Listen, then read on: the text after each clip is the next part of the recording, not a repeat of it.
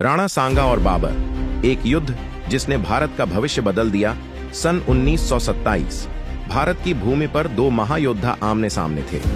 एक तरफ थे राणा संग्राम सिंह राणा सांगा, जिन्होंने अपनी वीरता से पूरे उत्तर भारत को हिला दिया था, और दूसरी तरफ थे जहीरुद्दीन बाबर, जो मध्य एशिया से आए थे और हिंदुस्तान में अपनी बादशाहत कायम करना चाहते थे। यह सिर्फ दो राजाओं की लड़ाई नहीं थी, यह हिंदुस्तान की तकदीर बदलने वाला युद्ध था, खानवा का युद्ध। राणा सांगा राजपूताना का शेर जन्म और बचपन।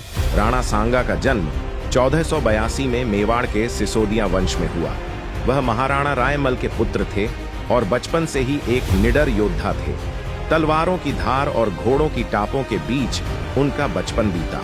उन्होंने कई संघर्षों का सामना किया, लेकिन हर बार और मजबूत होकर उभरे। अपराजेय योद्धा राणा सांगा ने अपने जीवन काल में कई युद्ध लड़े और हर बार जीत हासिल की। खाटोली का युद्ध 118, उन्होंने मालवा के सुल्तान महमूद खिलजी को हराया। गागरोन का युद्ध 1519, गुजरात और दिल्ली के सुल्तानों को शिकस्त दी। मंडसूर की लड़ाई अपनी युद्ध नीति से राजपूत शक्ति को और मजबूत किया। उन्होंने उत्तर भारत के कई राज्यों को एकजुट किया और दिल्ली के तख्त पर अपनी नजरें जमाई। उन्हें भरोसा था कि एक दिन राजपूत हिंदुस्तान के सुल्तानों को हरा देंगे और पूरे भारत पर उनकी हुकूमत होगी। बाबर का आगमन और पानीपत की लड़ाई। बाबर की महत्वाकांक्षा बाबर, जो तैमूर और चंगेज खान का वंशज था, एक ताकतवर योद्धा था।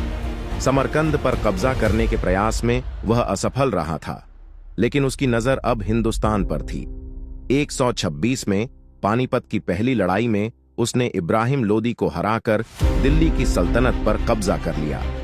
राणा सांगा और बाबर का आमना सामना। राणा सांगा को भरोसा था कि बाबर सिर्फ एक और आक्रमणकारी है, जिसे हिंदुस्तान से खदेड़ दिया जाएगा। उन्होंने बाबर को खुली चुनौती दी।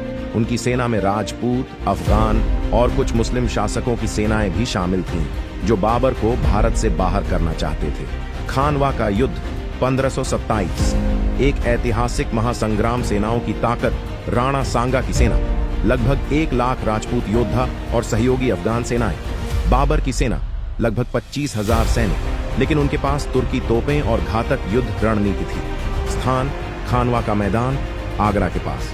तारीख 17 मार्च 1227। युद्ध का आरंभ। सूर्योदय के साथ ही युद्ध आरंभ हुआ। राजपूतों ने जबरदस्त हमला किया और बाबर की सेना को पीछे हटने पर मजबूर कर दिया। बाबर के पास सेना कम थी, लेकिन उसकी रणनीति बेहद चालाक थी। बाबर की चालाकी। युद्ध के दौरान बाबर ने एक ऐतिहासिक घोषणा की, यह जिहाद है।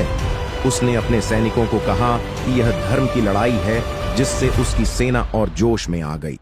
साथ ही उसने युद्ध में तोपों और बंदूकों का इस्तेमाल किया, जो राजपूतों के लिए नया था। राजपूतों की सेना तलवार और भाले से लड़ रही थी, जबकि बाबर की सेना ने बारूद और घातक घेराबंदी से उन्हें कमजोर करना शुरू कर दिया। विश्वासघात और हार। राणा सांगा के सेनापतियों का विश्वासघात। युद्ध के मध्य राणा सांगा के कुछ राजपूत सरदारों ने बाबर से संधि कर ली। राजपूतों की ताकत अचानक कम होने लगी। बाबर ने इस अवसर का पूरा फायदा उठाया और अपनी सेना को चारों ओर से हमले का आदेश दिया। राणा सांगा का अंतिम प्रयास। राणा सांगा घायल हो चुके थे, लेकिन उन्होंने मैदान नहीं छोड़ा। उन्होंने अपनी आखिरी शक्ति से हमला किया, लेकिन अब उनकी सेना कमजोर हो चुकी थी। बाबर ने पूरे राजपूत संघ को तोड़ दिया और युद्ध जीत लिया। वीर गति और विरासत। राणा सांगा की अंतिम कसम। इस पराजय के बाद भी राणा सांगा ने हार नहीं मानी। वह वापस गए और फिर से एक सेना तैयार करने का प्रण लिया, लेकिन 1528 में उनके ही कुछ सरदारों ने उन्हें जहर दे दिया। राणा सांगा की विरासत। बाबर की विजय के बावजूद राजपूताना की वीरता अमर रही। राणा सांगा की लड़ाई ने यह दिखा दिया कि राजपूत कभी घुटने नहीं टेकते। उनकी विरासत को आगे बढ़ाया महाराणा प्रताप ने, जिन्होंने बाद में अकबर से टकराकर इतिहास रचा। निष्कर्ष। इतिहास का सबक। खानवा का युद्ध केवल एक सैन्य संघर्ष नहीं था, यह भारत के भविष्य के लिए निर्णायक मोड़ था। अगर राणा सांगा जीत जाते तो हिंदुस्तान का इतिहास अलग होता। बाबर की विजय ने मुगल साम्राज्य की नींव रखी। जो 300 साल तक चला। लेकिन राणा सांगा की वीरता हमेशा प्रेरणा देती रहेगी।